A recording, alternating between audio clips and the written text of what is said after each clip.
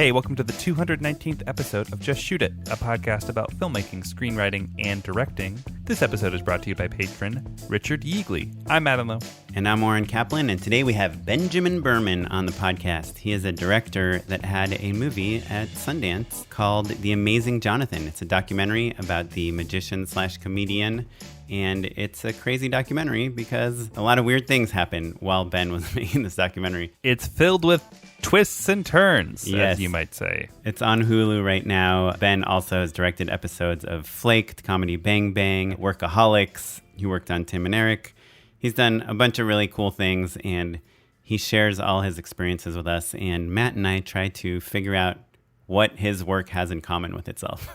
He's done scripted things, half-hour TV, movies, documentaries, and he's got a cool perspective. And I think it's fun to see his journey because we usually aim for inspiring filmmaker stories, and I think Ben's story is inspiring.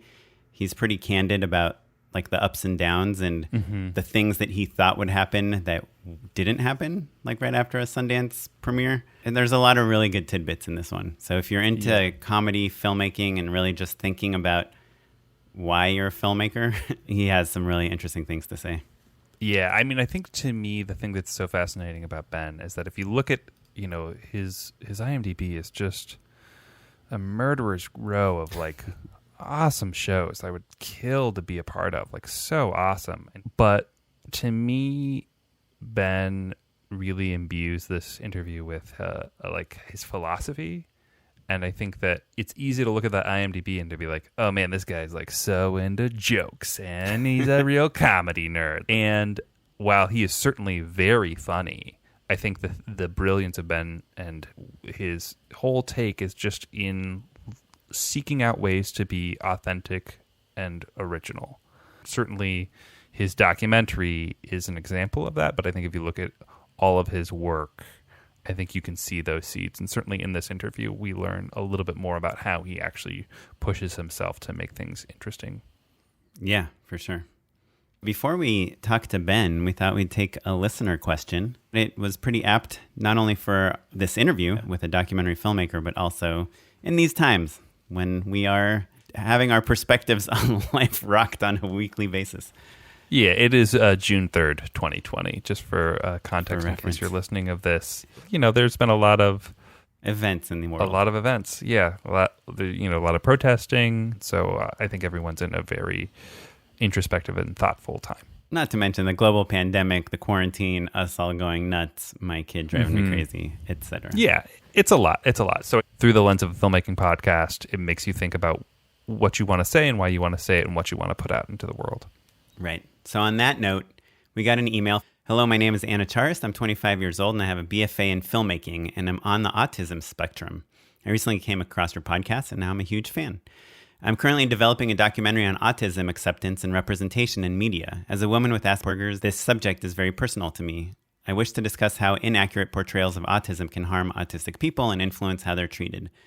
I've been told by my mother to not be so negative and have been warned by my former professors to not alienate my neurotypical audience. I've also been struggling with a budget as my last documentary was only half an hour and made on a shoestring budget when I was in college. I plan on making my current documentary feature length and submit it to festivals such as Sundance. So these are Anna's two questions. Number one, what advice would you give on making a documentary about a subject you're passionate about? And number two, what is the standard budget for an independent documentary? Thanks for taking the time to read this and keep up the great work on the podcast. Thanks so much, Anna, for the question. And I apologize ahead of time because you were talking to two people that are definitely not experts on this, but I have thoughts and I'm sure you do too. Yeah. Well-intentioned doofuses at your service, Anna. Let's start with the budget first, because I think that one's maybe a little easier. So the answer is the most frustrating version, basically, is like there's not a typical one in the same way that there's not a typical quote-unquote amount for an independent feature, right? Like they can range from effectively nothing or like Crafty is donated and, you know, you shoot it on your iPhone all the way up to something much more substantial. I think it is important when you're thinking about budgeting things. It's easy to think that documentary is purely fly on the wall, but you do need to think about production days and how much time it's going to take in that increment of shooting and then post. I think that's going to be the best way for you to figure out how to budget your film correctly, and whether or not there's travel and housing involved as well, right? So like if you think of it as like, okay, in the most barest bones version, you're shooting it on a camera that you own with your own sound equipment and natural light, you know how much that costs, right? Versus like knowing that actually you want a little bit more help and this is something that's going to, take a little bit more money, than still treating it like kind of a traditional batch of day rates, and then figuring out, okay, well, how many interviews do I need? How many days do I need to talk to those people? Where are they in the world? I think kind of gets you there, basically. But if it's something that's more long form where you're just following people, that can get a lot more complicated. Yeah. I guess I didn't think about a documentary about autism as being like that type of documentary where you're just kind of hanging out with someone for many days, sure, or going to an event or doing something, but perhaps you are. Like maybe you're telling the story of people as they evolve over time versus sitting down with experts. There's a lot of different ways to kind of slice this up. Or are you doing reenactments? Is it like a little more Errol Morris style?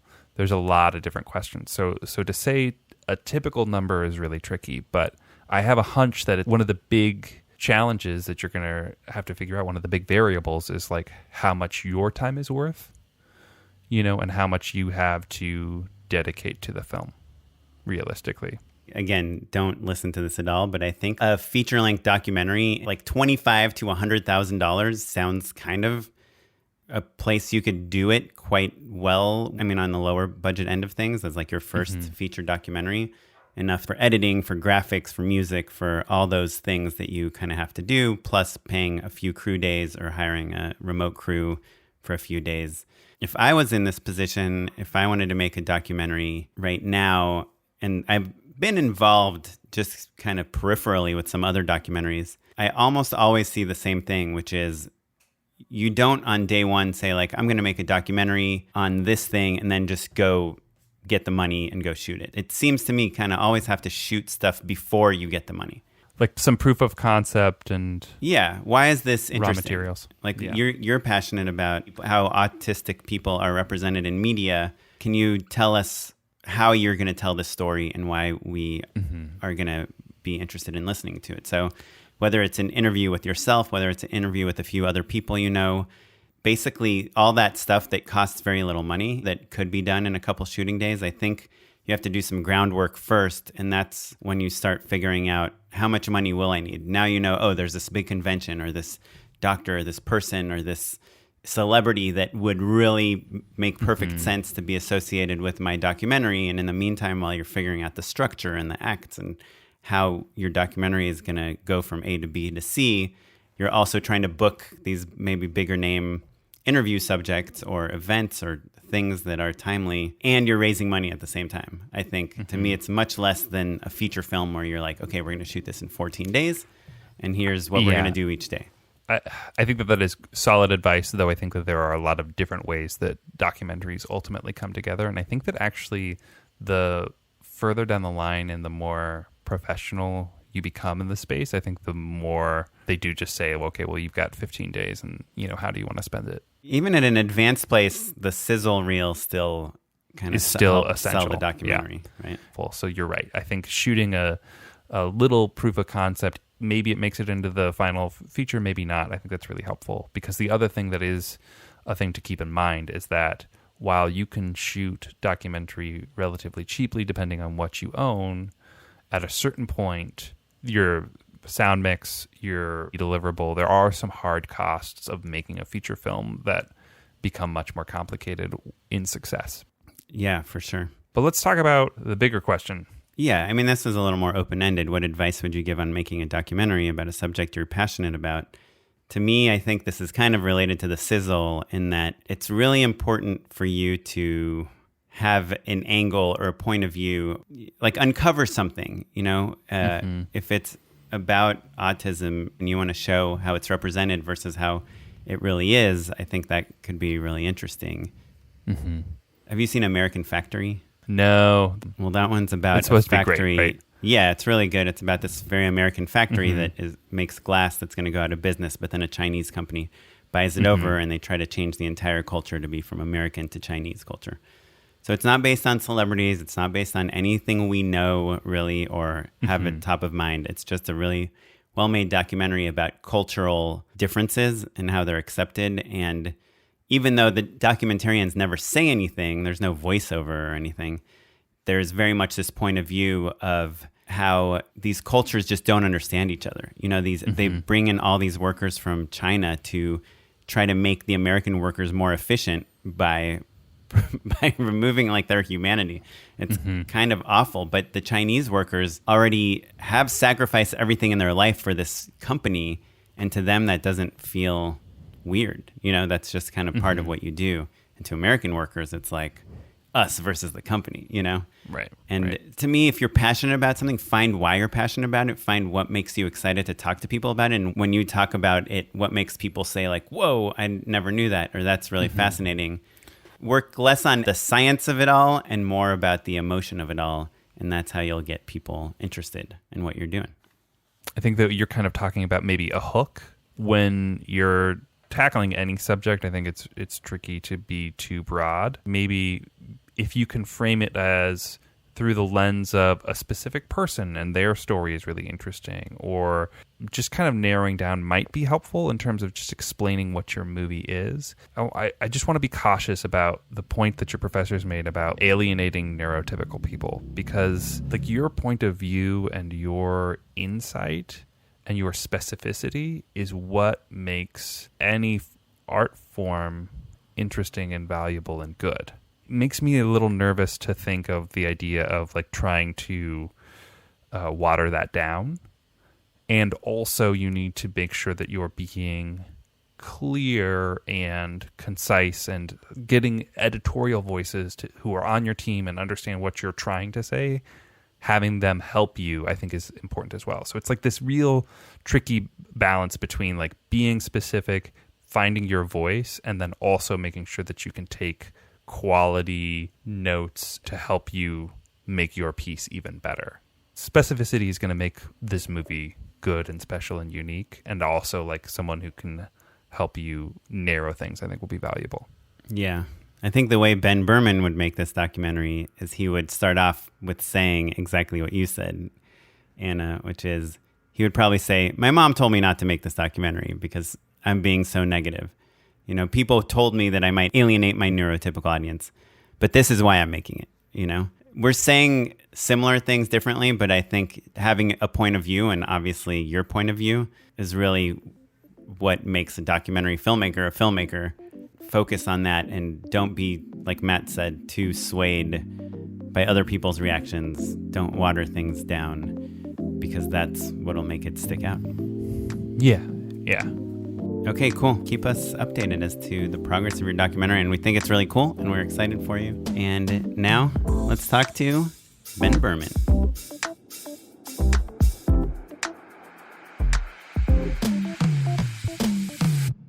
Ben Berman, thanks for joining us. Thank you. So, Ben, you made the Sundance film, The Amazing Jonathon, the documentary. I heard many interviews with you about it, many of them discussing the moment of you potentially doing meth with Jonathan, or potentially not doing meth. How cool is it to be on The Business with Kim Masters? That was cool. To be honest, I wasn't aware of that podcast or her before it. But then when I looked it up, I was like, oh, this seems kind of legit. And my conversation with her was really wonderful. Like, I had a great time.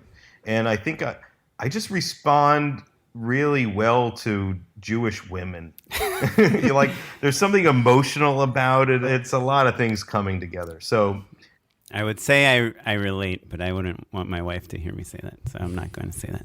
You're married to a Jewish woman, I assume. No, a non-Jewish woman. Oh, wow. Yeah, she might get jealous. Well, congrats on a non-Jewish woman. That's big. Thanks. Yeah, it's interesting sometimes seeing a documentary filmmaker be interviewed by a Terry Gross type of person, because it's almost like you're sparring, right?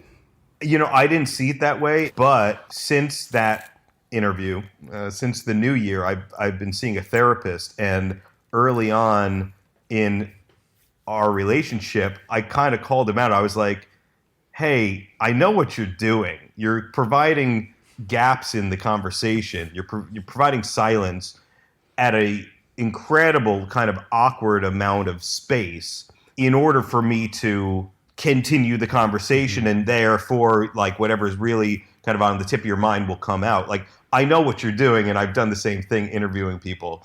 And he was kind of thrown by that. Does that make sense? Like, yeah. You're leaving a hole for someone to fill. I guess that is something we've heard a lot from documentary filmmakers, that idea of just waiting, right?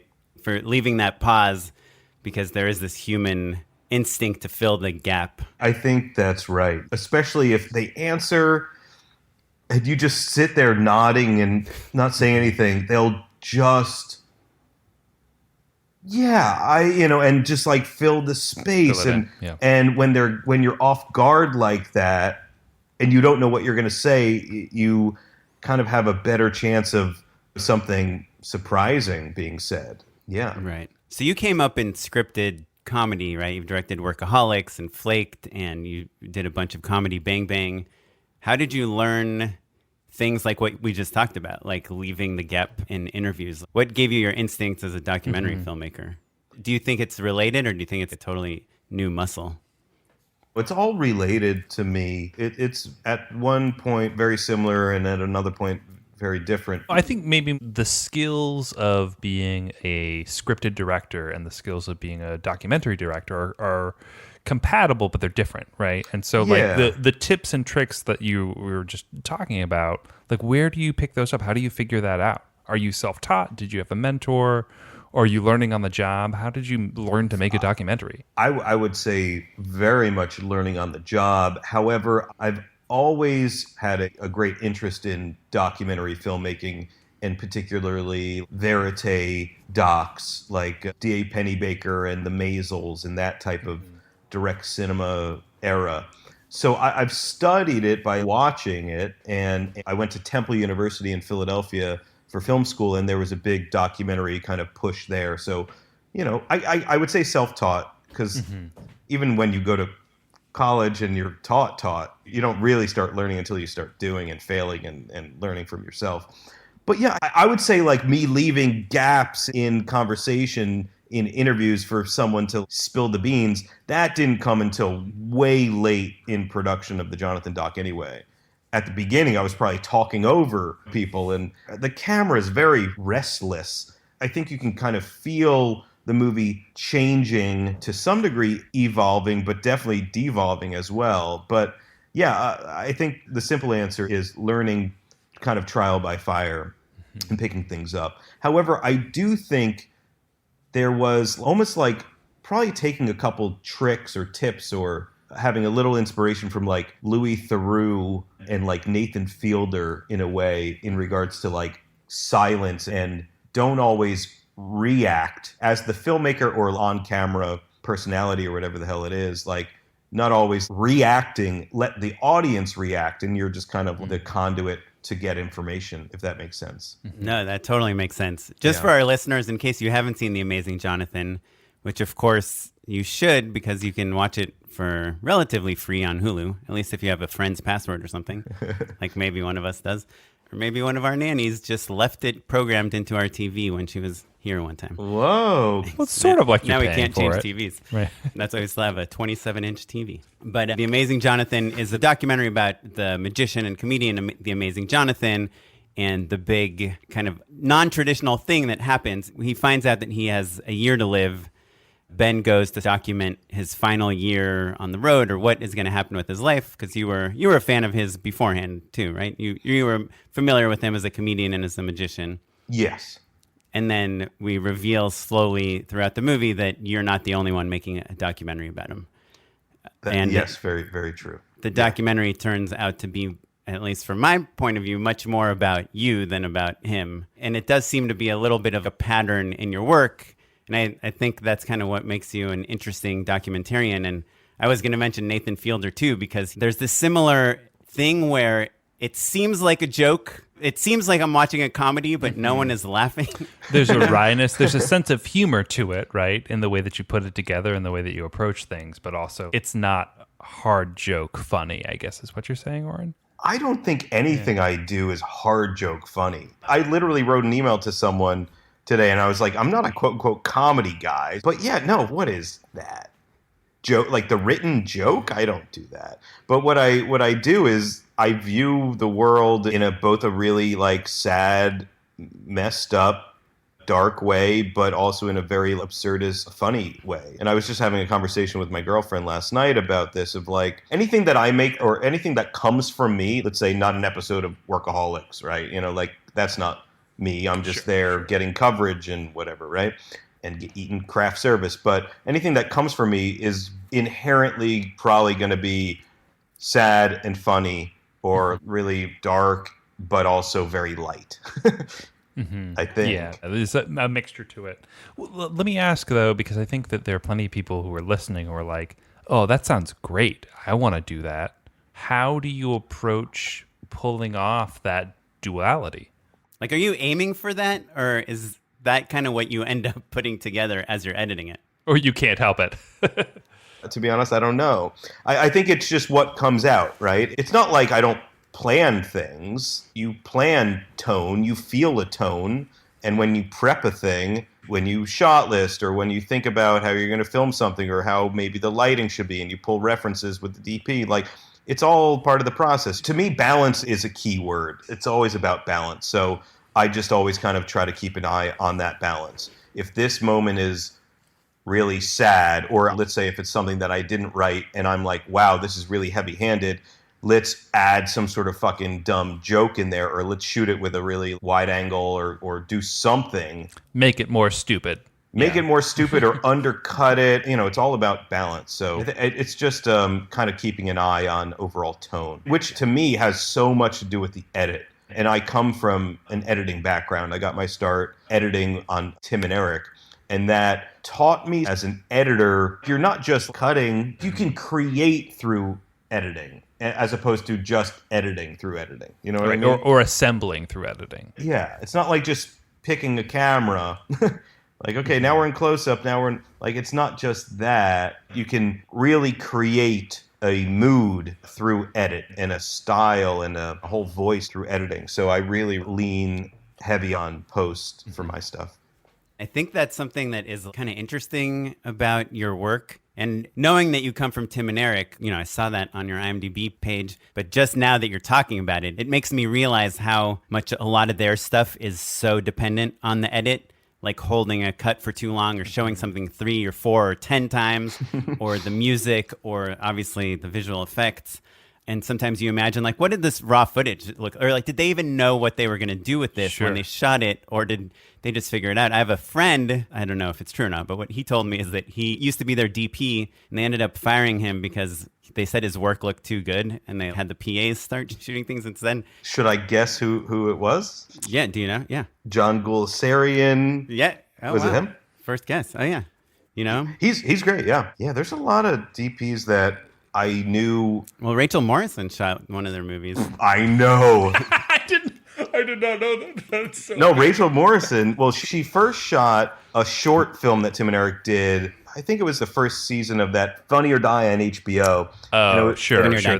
Yeah. Yeah, which is kind of a different deal. That's not like Tim and Eric mentality, right? Yeah. Well, the Rachel Morrison short was really interesting and cool looking. And then she shot the $1 billion movie, Tim and Eric's movie, which I was heavily involved in the prep, in the production of, and then very much not involved in the edit.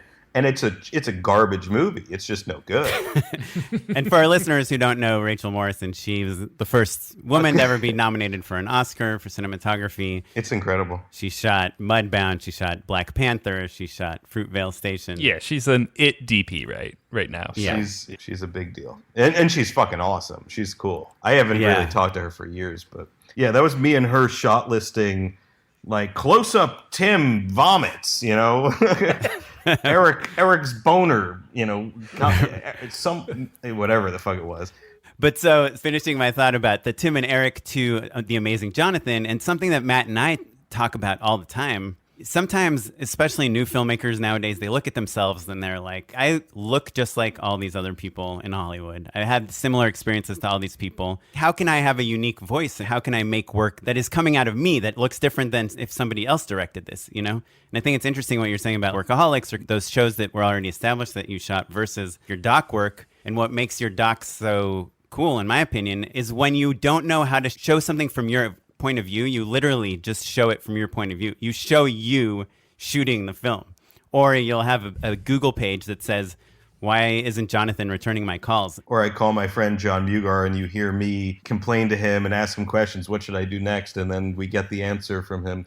Right. Yeah. And that's true of like the follow-up, obviously, which is like all about you. And even your shelter short, which is about you with hair talking to you after a haircut.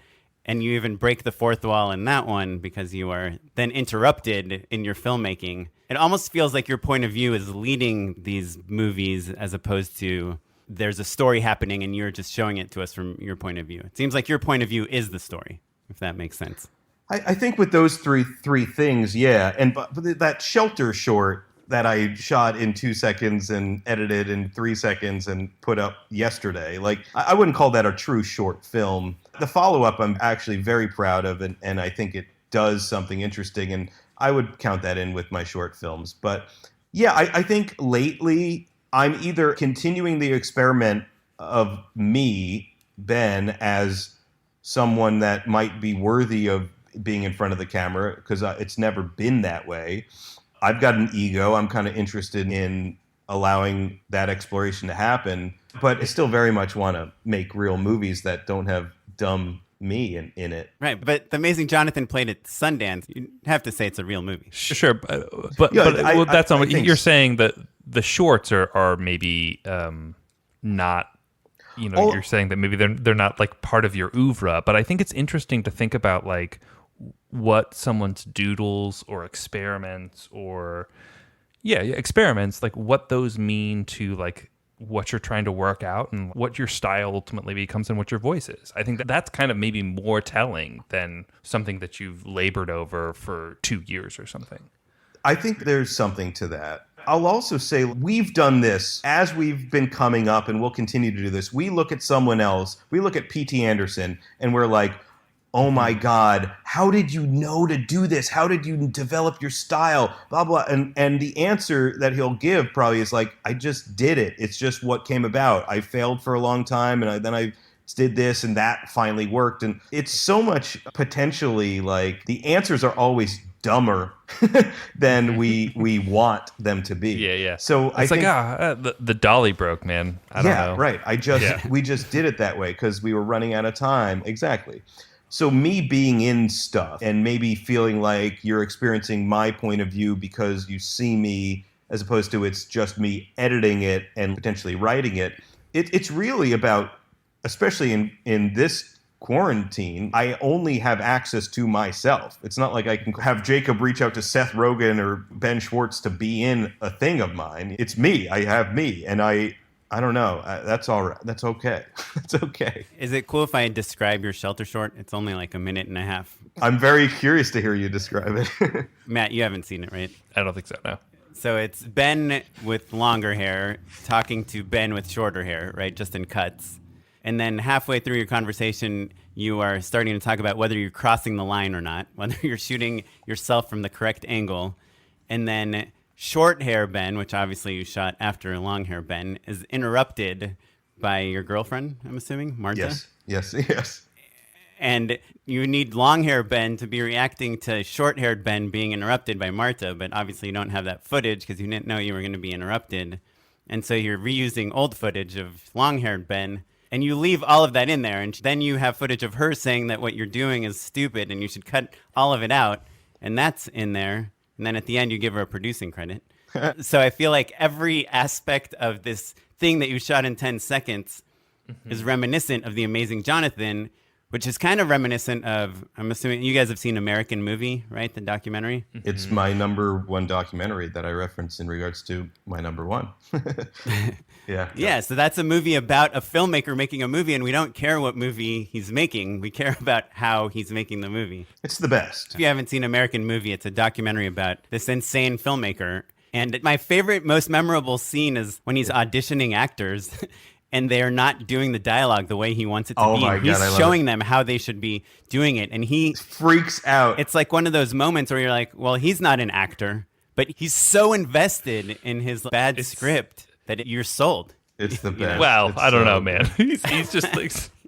I love. Anyway. It reminds me of that Project movie. Greenlight, and we don't care about the movie they make in Project Greenlight, but we care about the drama behind the That's true. scenes. Something I think that, Oren, you were hinting at, and that I think is maybe interesting, is like if you look at Tim and Eric, and then you kind of connect the dots all the way through your shorts up to Amazing Jonathon. In a sense, it's like maybe a part of your style is about embracing mistakes or chaos, right? There's an unpredictability to it. 100%. It's definitely like the Amazing Jonathon doc, the follow-up, and the Shelter short. I can't believe we're going that far on that. But it's definitely about embracing the unexpected, embracing problems, and showing the seams, right? Mm-hmm. Showing the process within it. Mm-hmm. And I really like that. However, I don't want to get too lazy and just stay up there, like I want to transcend or go to the next place with that or never do it again. Because like there is definitely a potential issue of just like, oh, when you don't know what to do next, just go meta, like turn the camera around on you and fuck that. Like that's going to get old. I think people like it on your Vimeo page. I watched some music video where you have a guy with the giant shoes and the long arms. Yes. And there's this boy, I mean, he looks like a teenager or something that's dancing. Dancing boy, yeah. And there's text on the screen that says, let's watch this boy dance or something. And then he's dancing. And then you say, like, okay, we've seen enough boy dancing. No, that's exactly the same thing. Yeah, I'm really just going for that. But I guess it feels truthful, Okay, so in nonfiction, here's how I justify some of that. Definitely in the Jonathon doc, because that was ultimately an exploration, I guess, in truth, right? The whole movie is about, is Jonathon lying or not? Is he really dying or not? What's truth versus what's illusion? Making my first doc, I like that uber transparency. Like me as the filmmaker going to hold my subjects accountable for the truth. The experience of watching the movie is going to be more truthful than watching other documentaries, because a documentary is presenting truth. So that's how I kind of philosophized it for myself and maybe for others for the Jonathon doc.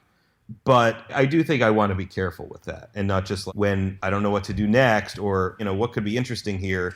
Oh, go self-reflective. I made 2 other short films, one in 2014 and one in 2016, that are fiction, and I'm very, very proud of, and they don't have tricks like that. They're just, pretty sincere narrative pieces. So, like, I like to do that stuff, too. Right. Well, so in the follow-up, the film is supposed to be about you figuring out what to do after Jonathon, right? Yeah, I guess it begins with the concept of, well, what do you got next? You made this documentary that was kind of successful, but what have you done lately? And me kind of copying to the idea that I don't have any ideas. Why don't I have ideas? How do I get ideas? And then that, of course, for some reason, it's not very logical, but I get the advice via the internet to like, I need to talk to people. Therefore, I utilize Cameo.com, which is a service that can bring people together, I guess. Yeah, so Cameo.com is where you can hire a loosely defined celebrity. Yeah, I mean, bona fide celebrity, though. You recognize them all. And you can pay them basically to say whatever you want them to say? Is that how it works? What you do is, my friend Chad, let's say, it's his birthday coming up. And I want John Lovitz to wish Chad a happy birthday. So I, via Cameo, will write John Lovitz, and it's got to be 250 characters or less. And I just write him what I'm looking for him to do in this video for Chad, and then he'll do whatever he wants. I don't think you can script it completely. You kind of give them prompts of what you're looking for. And you pay your money, and they, within 5 to 7 days or something, will send you your video, and then you'll send that to Chad, and everyone's happy. And John Lovitz makes a little bit of cash. And so in this way, it's hard to call the follow-up nonfiction exactly, but it is sort of in this kind of meta doc sort of world, right? Certainly there's things that are captured intentionally, right? Like any screen grab or like any of these cameo pieces. So there's a script to it in a sense, and kind of in the same sense that sometimes a doc is. There's like an idea, I guess is what I'm saying. You're aiming at something, but it still happens more or less organically, and you're reacting off of the things that are happening as it goes. Yeah. So tell us about that process a little bit. Like how did you put it together exactly? And did you know what the ending was going to be when you started? I did not know what the ending was going to be when I started. And it's interesting. I totally know what you mean when you say, I don't know if it's nonfiction or if we can call it nonfiction or call it a documentary. And you're not the first person to say that. And if you were to say that, and you did, you're not wrong. But also, who's to say? How is it not a documentary? All those steps I was actually going through. Like, that's real stuff. And there was no script. But you're asking for advice from, like, Eric Roberts or whoever, right? So I did that. How did that not happen? Right? Yeah, it's factual. I mean, it's a fun, interesting question, right? I think what we have to say is I'm a genius because I figured out a way, an interesting way to do nonfiction, or I guess it blends fiction and nonfiction, which is something I definitely like doing, or at least like having audiences question what's real, what's not, and is it all real or is it all fake? Hey, Trump 2020, it's like fake news and it's commentary, I guess, right? Yeah. I guess if you think of documentary as like the pure journalism, right? Like witnessing something. And then you've got, manipulate something right, like all the way up to like recreations and kind of that like Errol Morris sort of vibe where it's like, this is just a movie set and also there's certain facts, but you're omitting things here and there. And you're kind of in this extra meta universe away from all of that. That's especially interesting. But I guess what I really want to talk about is that as a narrative filmmaker, whenever I watch a really great documentary, I always get a little jealous of the filmmaker when you can tell there's that moment where their subject or their story just like takes a huge turn, right? Where something crazy happens that you're not anticipating. Like I think about in Queen of Versailles, like where they think they're going to make a movie about this rich asshole and then they pivot and it's like, oh, this woman is totally the interesting story. And then the financial crisis happens. Yeah. And all of a sudden you've got a movie that's about something way bigger than they originally anticipated, right? Yeah, yeah.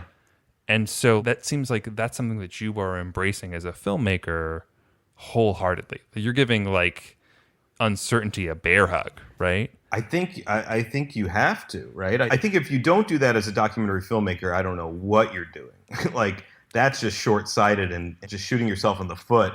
If you see something in front of you and you're like, that's incredible, but that's not what I want to do. I want to do this little thing on this little guy or whatever. Yeah. Like, what a dummy for not pursuing that. And what my experience with the Amazing Jonathon doc has brought me, I don't think I've actually done a fiction narrative or anything after that. But what I've been thinking about is how I aim for me to bring that same energy to fiction work.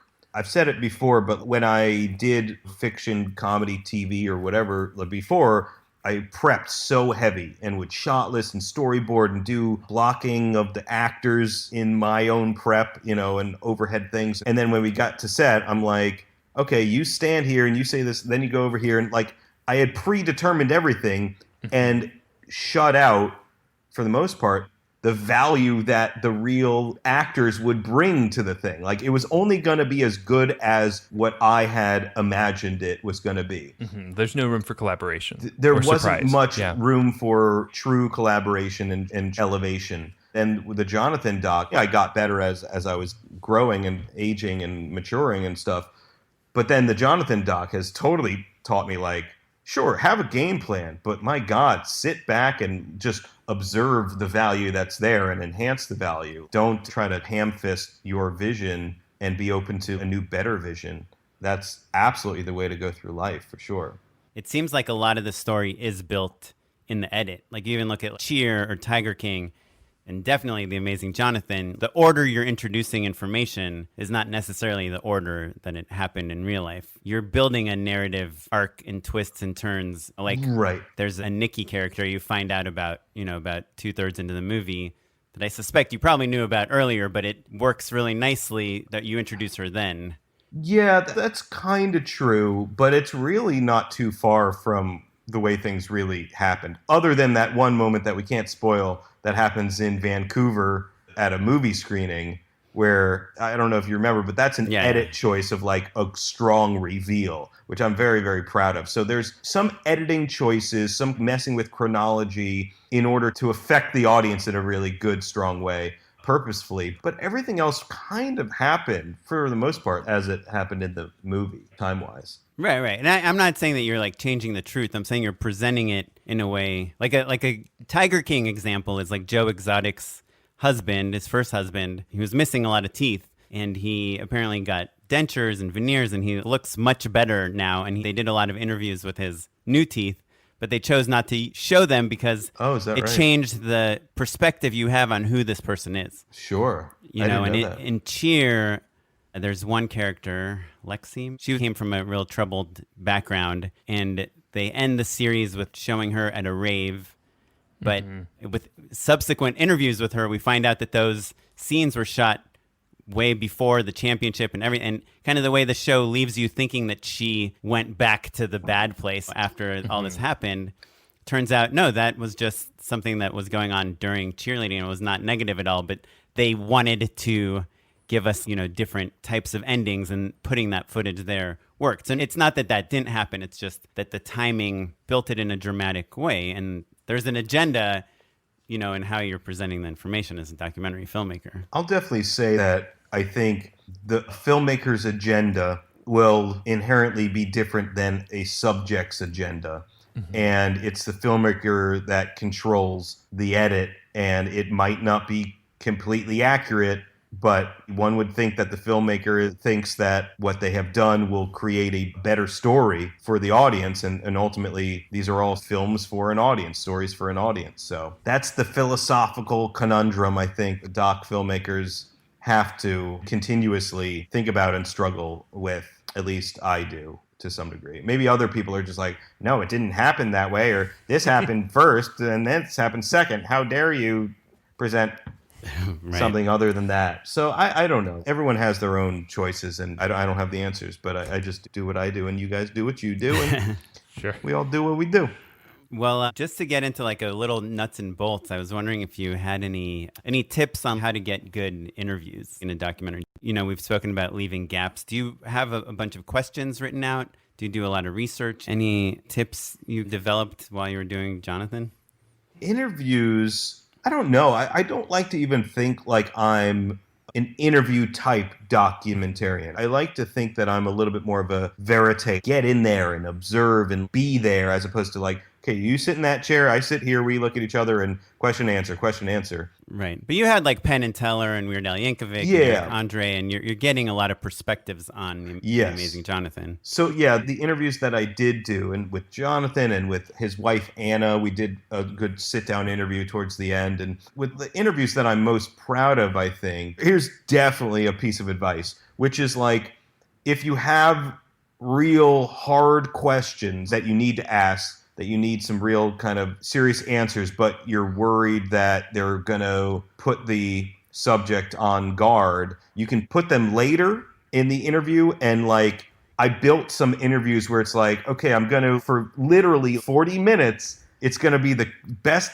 interview you've ever given, and you're going to talk a lot about yourself and talk about all the good days and all this stuff, like talk about anything you want to talk about, really. And I'm going to support you. And then I'm going to ask a pretty tough question, but I'm going to deliver it like it's the same everything, the same happy-go-lucky thing. After that, we're going to go back to some like nice light ones, and then, you kind of pepper it in, and you just kind of keep the same energy. So that's important. And, yeah, I other than that, I really don't know. I can't say that I'm a professional. Clearly, you should see the movie. I'm not a professional.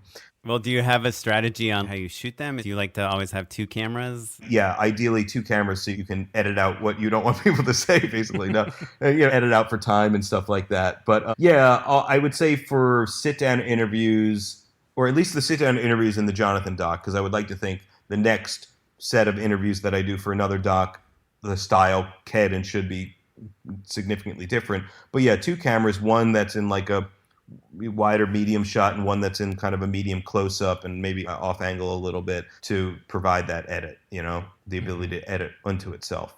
And I also just think what you ask people and the way you use interviews doesn't have to be traditional. I think you'll see in the Jonathon doc that something that starts traditional ends up becoming a bit of a surprise, and I think it fucking works really well. Basically hearing the talking heads that were talking about Jonathon, I recounted the tale that I was going through to them and got their reactions. Very happy and proud of that. So even if you guys ask me how I do something and I tell you how I do it, I encourage the audience to, sure, think about it, listen to it, but don't just do what I do. Do what you do. Find your own thing and push it forward. Like, fuck it up a little bit, Just following paint by numbers is so boring. And you see that in a lot of docs and you see that in tons of movies. And those are the things we don't aim to do, right? I thought about this. I don't know if I've ever articulated this, but I feel like when I was a young kid coming up, wanting to be a director, wanting to make movies, you look at other people and you copy what they're doing. You want to do what Scorsese did or Spielberg. You want it to look like a real movie. Then you get to the place where you kind of roughly have what it takes to make it like a real movie, make it move and feel and sound like a real movie. And that's when you're like, I want it to be fucked up. I want it to not be like a real movie. I want to challenge what that is, And right. I think that's really, it doesn't feel real. Exactly, or real, or just like, or just different. You want to mix it up, right? You want to elevate movies. At least I do, or something. Like, I don't want to just make a thing that looks and sounds like a movie. Right. I don't know. Well, like in Jonathon, it's really about you trying to make this documentary, and even whether it's the way you edited it or whether it's the way you shot it, a lot of the cinematography encapsulates that. Like in an interview, when you're interviewing Jonathon kind of later on in the movie, in the wide shot, we see the lights, we see the C-stands, we see all that stuff. There's a lot of shots of you holding your shoulder-mounted Sony A7. What is that? Yeah, A7S2. I don't know, maybe on every documentary, there's a lot of shots of people shooting things and they just never use them. Yeah. But in your documentary, you chose to focus on those. So I think that's, again, like what you're saying is try to shoot it in the way that you're shooting it, or the way that you're telling the story, not the way everyone else has done it. Yes. And I think, my advice to others is you don't have to have the answers ever. Certainly at the beginning. If you're waiting to be like, the style of the movie is going to be this, and it's going to look like this and sound like this, and the type of music's going to be this. Don't. Just start. That's how I make some stuff. It's certainly easier to do that with nonfiction work because the barrier of entry is kind of lower or easier. Well, I mean, you could argue, though, that screenwriting, you can do that as well, right? Absolutely. Just start, and you don't need to know where you're going to go, where the end is, or you're not, sure. Understand maybe if it's going to be a horror or a rom-com, like that's probably important to know. But other than that, just start and you'll find it as you go along, and then you can also go back and revise to make the beginning as kind of paralleled or something to what you just wrote. Right. But for your scripted narrative stuff, you don't do that. You have much more of a plan going into it. I would say so. I guess look and style. I wouldn't say necessarily music, and music is a lot of the tone. And the edit, you'll always try to surprise yourself in the edit. Yeah, I would say yes, with the fiction stuff, you have a bit more of a sense before you begin, but still there's a huge exploration as you make it. And if there isn't, I just think that you're just cutting yourself short, right? Yeah, I would hope so. I would hope so. So I'm curious it's hard to ask this question because of the pandemic and all that, but like it feels like creatively you've jumped over all these hurdles, right? Like you've accomplished so much. It feels like you've like figured a few things out, right? And one of the things that you figured out is like that you want to embrace surprise and chaos and surprise yourself. What are you looking for next in your creative endeavors? Like what's that next step for you? What's the follow-up to the follow-up? What's the follow-up to the follow-up? Yeah. There very well might be in a year or two the follow-up feature, which is the same story but a continuation of that story. But I have a feeling that's not going to happen, but you never know. But I have been continuously, casually documenting my life via my computer screen and after the follow-up and all that stuff. Can I ask a dumb question about the follow-up, actually? Sure. How much did you spend on Cameo? I don't answer that question, but Totally reasonable. What I do say is that I've spent too much of my own money on those cameos. Therefore, I need to, which I have done, I've joined Cameo as talent in order to get my budget back, but it's not going well. I've only gotten 2 requests at $39.99 each so far. So it looks like I have to become more famous in order to get more cameos bought to get my budget back. But I'm guessing in me trying to become more famous, I'll spend too much money and it'll just be this vicious cycle. That's capitalism right there. Exactly, yeah. But no, I have fiction, drama, comedy that it's been my passion project for way too many years than it should have been. And it's still not necessarily getting made. But my calling is certainly to make a true narrative feature film, dark comedy. And then I will have arrived, right? Then I will truly be PT. I will be Wes Anderson. I'll be all the Andersons. Yeah. Yeah, there's a movie called Nice Rooms that I've been trying to make for a while, and Jacob's going to make it happen, right? Perlin's going to make it happen. He said he would, so I believe him. Nice. Do you have any cast attached or anything? We just sent the script to Peter Sarsgaard, and I wrote him a letter. I love Peter Sarsgaard. He's incredible. And he's at Anonymous. You would think would make it easier, right? I would like to think. Like, it makes it a tiny bit easier, right? Maybe not easier, but it just feels like it's in the family. Maybe they're a little bit more prone to be like, sure, yeah. He's thinking, if my manager at Anonymous is sending me this script and emailing me saying, hey, I like this, check this out, and the guys at Anonymous, I would like to think he's more prone to go ahead and do it. But that's probably wishful thinking. I mean, at the very least, Jacob will run into his manager in the hallways when this is all over. After quarantine, quarantine, yeah. Yeah.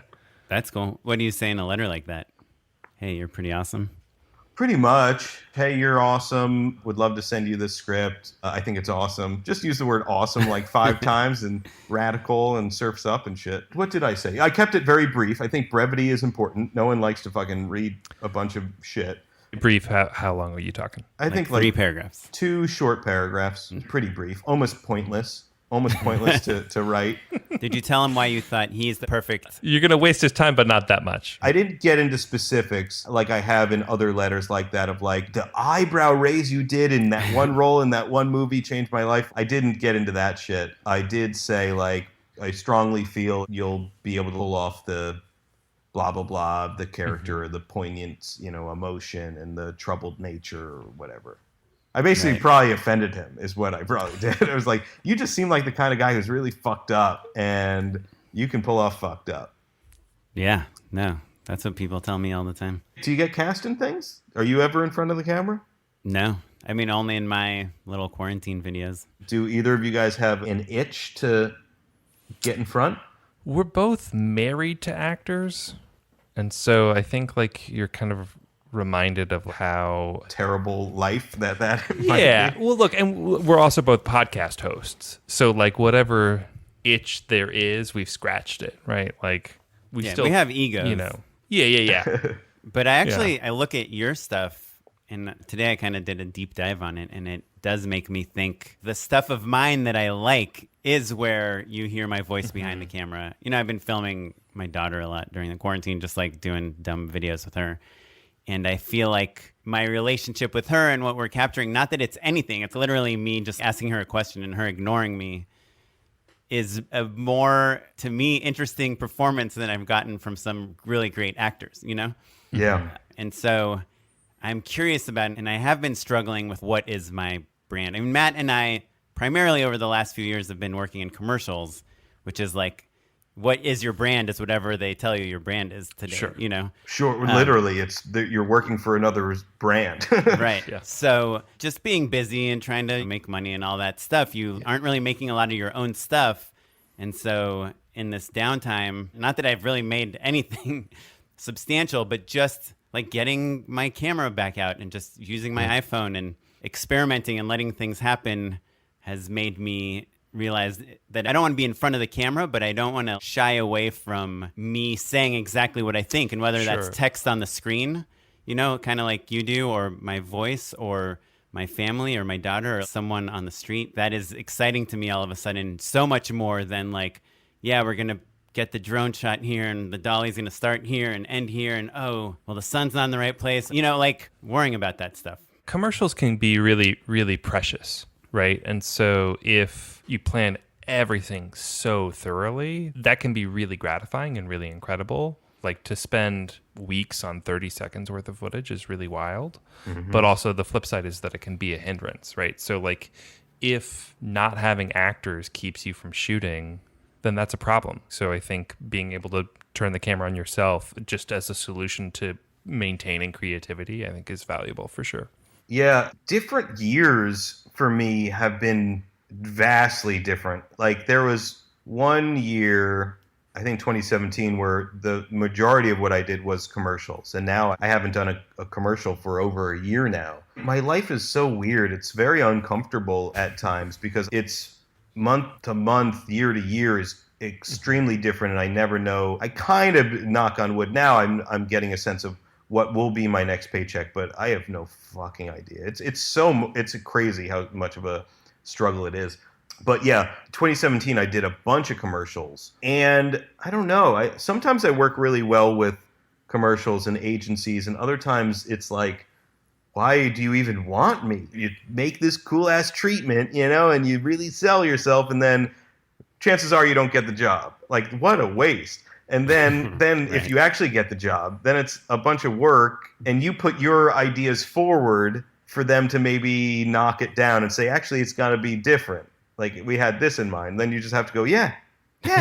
And man, I cool. think the most successful commercial directors are just very good at saying, oh, okay. No, okay. That's fine. No, it's fine. We'll do it that way.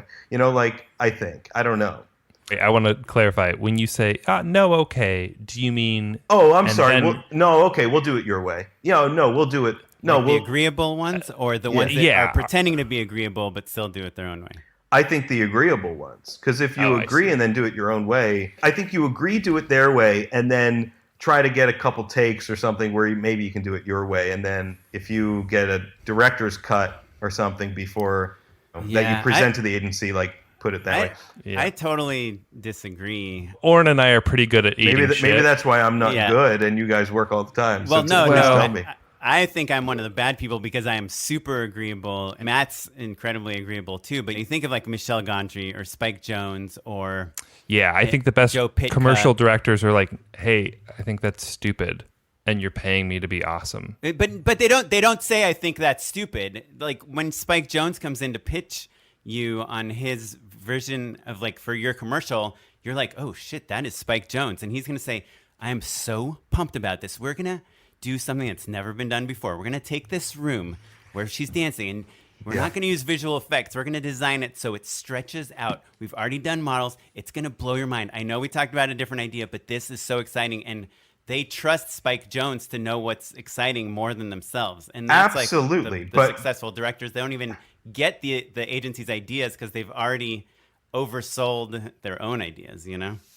I've never thought about like Spike coming up with his own idea or whatever, but there's no question that Michelle Gondry or Spike Jonze or whomever, one of those types, those agency people are fucking bowing down to people like that. Right. They'll do. Right. I don't think that's not what the process that we're talking about. That's a whole other stratosphere that hopefully. But don't you think, Ben, like now that you've had this big Sundance film with a big sale, that was all over the trades, that's on Hulu, that is it's meaningless.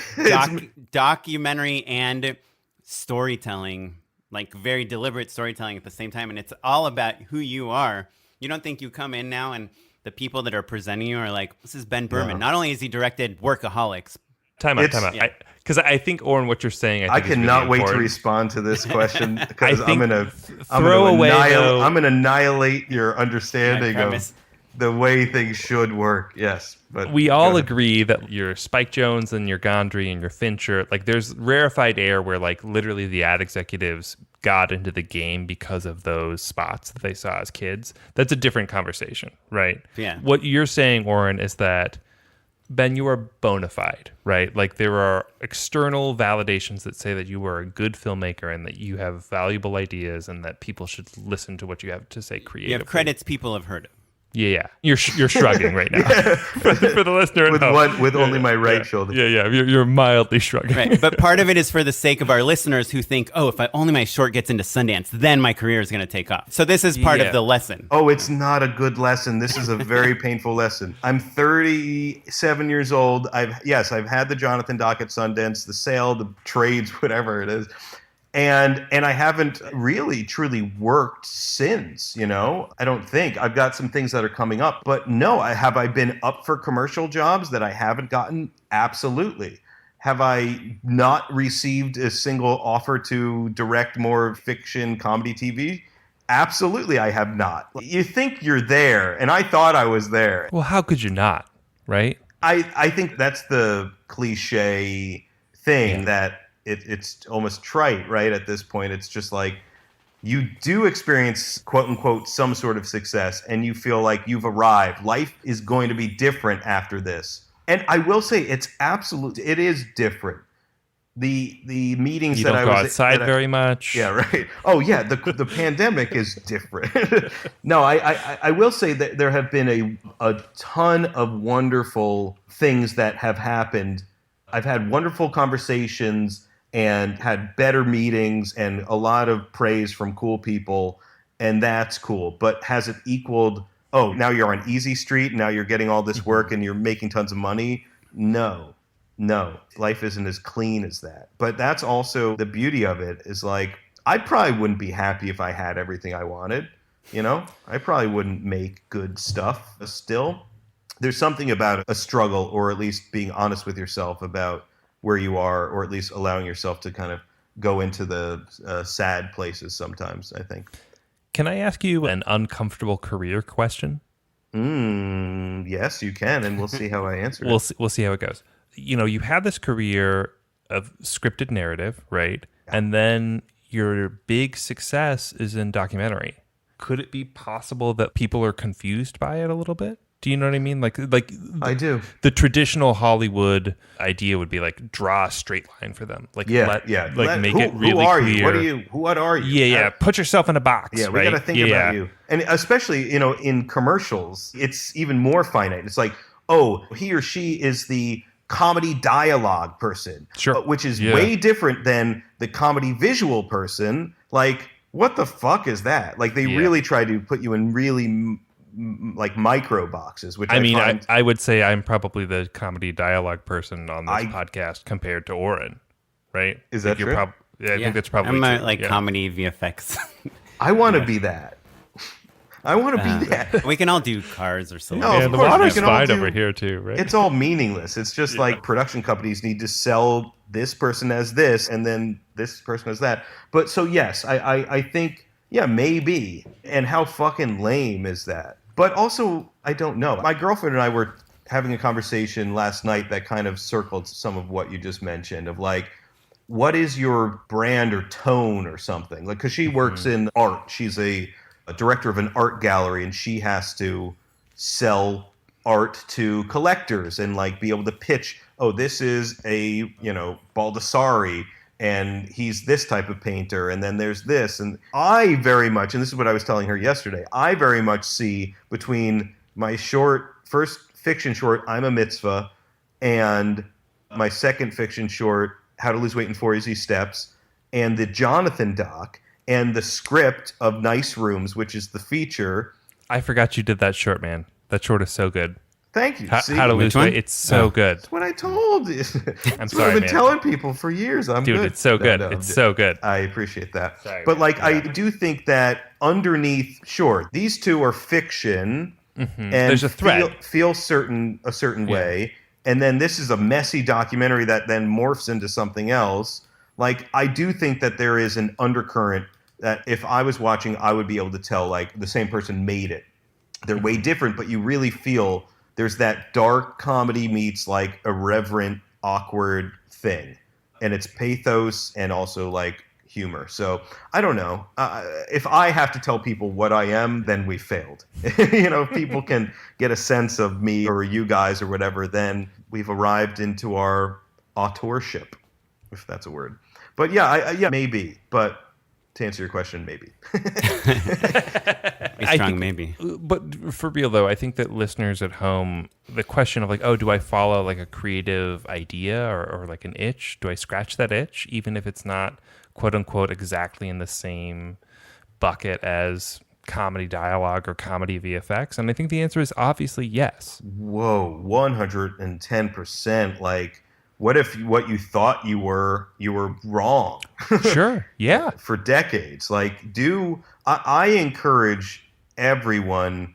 It's so important to make rather than sit and think about making. You just gotta, you learn so much and there's so much value in making. I can't discuss anymore. I can't pitch anymore.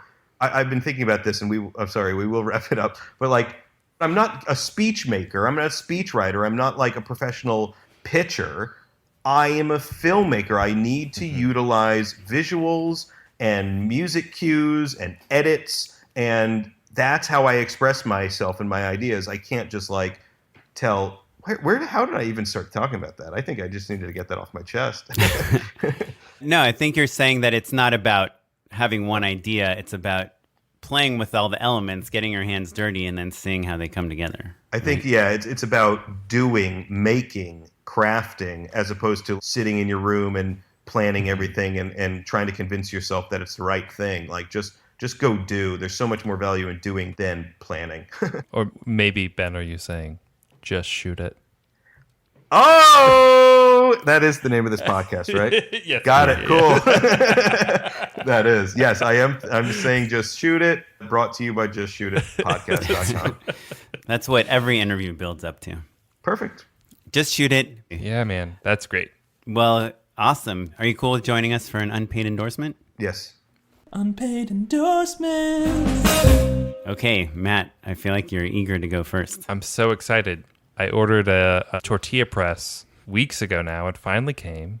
We're in quarantine, and for whatever reason, I've had a hard time getting ingredients for Mexican food, and it's something I've really, really missed. And I realized I've deeply felt that's a real comfort food for me. Which ingredients specifically?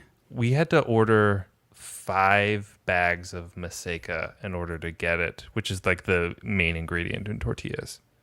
Basically, you're making your own tortillas. Mm-hmm. And let me tell you, it's super wonderful and pretty darn easy. Corn tortillas are maseca, so once you get it, there you go. It's just a type of flour, and salt, and maybe if you want to throw a little oil in there, and then you put them into little balls and smush them, and grill them for a minute on each side. On the stove? Yeah, on a griddle. You can do it on whatever your cast iron, if you regular griddle, whatever you want. You could do it in a pan. And then you have fresh corn tortillas, and it made me feel so much better. Mm-hmm. And then on top of that, if you pickle onions, you can Google quick pickling onions recipe. You can get something pickled in 20, 30 minutes. And then it's a little extra flavor, a little extra oomph.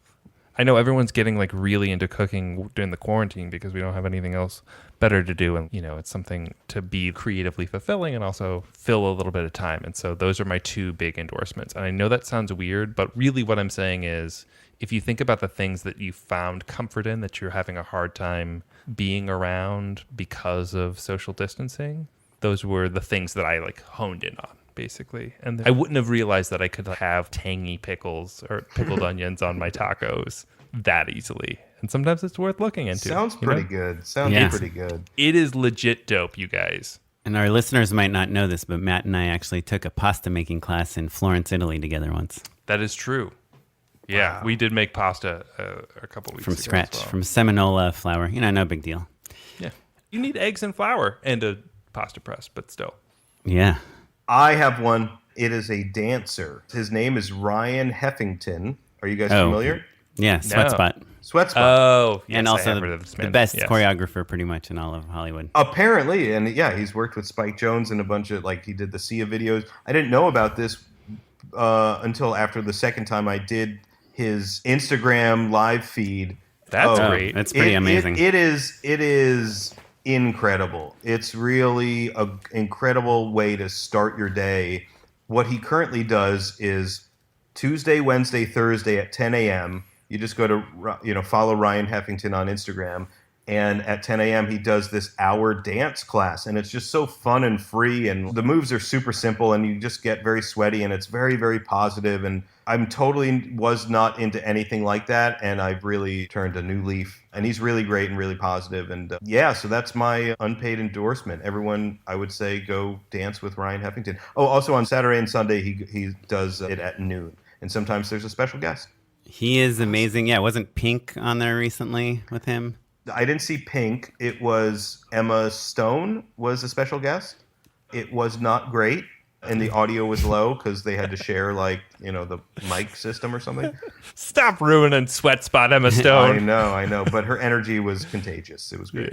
But he is, so he's also an amazing choreographer. He choreographed The Sia music videos. Chandelier, with this girl from Dance Moms. He also choreographed the Kenzo World commercial that I think Spike Jonze directed with Margaret Qualley from The Leftovers. You guys, I'm sure you saw it. Everyone saw it when it came out in 2016. Yeah. And then he also, if you watch the OA, the characters in that show channel these dance moves that allow them to connect to different parallel universes. They're like airbenders. And he choreographed those moves that they do. And if you know that it's the same person that did those three things, it totally makes sense. Yeah, the way he moves is really quite awesome. He's great. So I was going to, I started watching The Last Dance. It's awesome. I know everyone's talking about it. What might be interesting is how to watch it, because I found it incredibly difficult to find. Yeah. It's not on any streaming service except maybe Hulu if you have a special package, which whoever's password I have does not have. But it is an ESPN show, and I managed to find it on the on-demand of my cable, Spectrum cable. So that's my tip for that. And then on the cooking tip, my wife just decided to buy every gadget that we were missing from all the cooking things, and she got an apple corer, which I tried today. Amazing. I mean, it's fun. Cutting an apple, when you have a kid, you cut a lot of apples. You just take the thing, you just shove it right through the middle of the apple, and then it's got no core. It's just got a hole in the middle of it. It's pretty amazing. Check it Wonderful. out. Anyhow, thanks for joining us, Ben. How can we find out more about you? On Instagram, I'm horse_Berman. And Twitter, I'm Lips_Berman. And what else do I have? Facebook, I'm Benjamin Berman. And my phone number is... Benny Berm. Benny Berm. Awesome. Well, thanks so much, Ben. We'll list all of the stuff that we talked about on the show at justshootitpod.com. You can follow us across all social media at justshootitpod, and you can follow me at Mr. Matt Enlow. And don't forget, if you have any questions, you can email us at justshootitpod@gmail.com. I'm on Instagram at @okaplan. Our webmaster is Ewan Williams, and the music you're listening to is from the Free Music Archive and the artist Jahzzar. And thanks for listening. We'll talk to you later. Bye. Thanks so much, Ben. Thank you.